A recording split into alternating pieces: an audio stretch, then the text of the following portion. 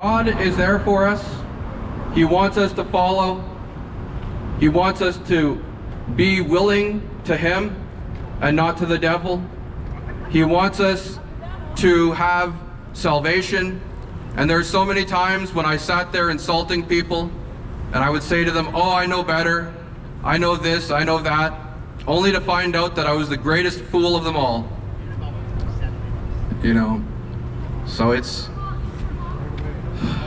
so easy to falter. It's so easy to fall. You know, it's very difficult to get back up. And the only way I could do it was with Jesus. You know, I tried doing it on my own and I couldn't. It felt like my knees gave out, and I felt like I was walking in mud and crawling in mud. And eventually, I felt like I could move forward because I felt Jesus pick me up and carry me. You know, I felt like I could move forward. I felt like I could actually have a chance. And with Him, I know that now that I have the chance, now that I have the opportunity, I have to tell people that they too can have that opportunity. They too can be saved. And there are a lot of people that don't want to hear it. They'll be just like I was, cursing, insulting, denying, denouncing, slandering. I did it all myself, so now I know what it feels like.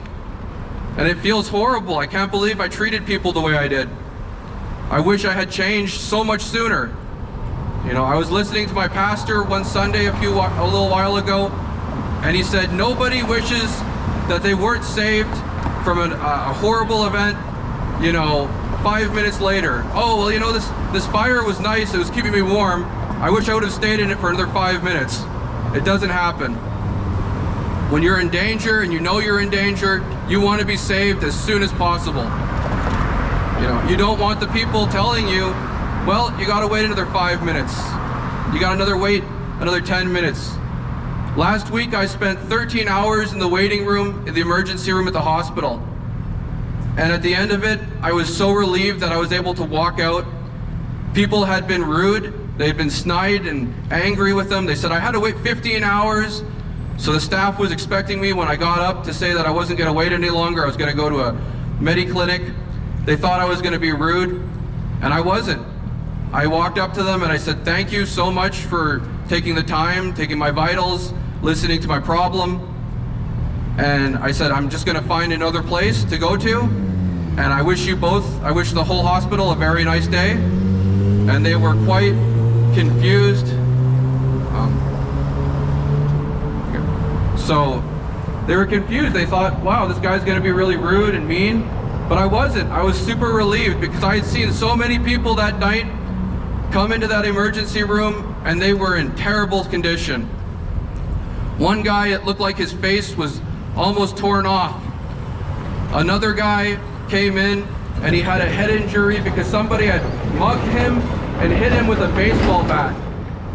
They stitched up, they put a patch on his head, and he wanted stitches and to be dealt with immediately, and they didn't have the staff to stitch him up. So he kept getting up to ask, when is my turn? When am I going to be seen? And when I left, he was still waiting. You know, he wasn't allowed to leave. And it's so sad that that's the case, that there's so many people that are suffering, they're stuck in an emergency, and they can't get out. But I'm telling you, we have a Savior, and a path to freedom, and His name is Jesus Christ, and He died on the cross for us. You know, we can often find that life is just so difficult, and it's never getting easier. And some days it might not get easier. Some days you might be tested. But know that if you're being tested and you stay true to Christ, you will be rewarded. He is a rewarder. He is our Savior. You know, there were so many before Him, and He was the last. He's the one that will bring us to heaven. When others tried to guide us, they couldn't do it because they were just mere men. But Christ was God, made flesh into the Virgin Mary and born and lived a sinless life. And no matter what, He was condemned, He was slandered, people insulted Him, they denounced Him, They said, how can you claim to be the Christ? You know, how can you do that? It's blasphemy. No matter how many miracles he performed, no matter how many good things he did, the elders and the people in power slandered him and denounced him.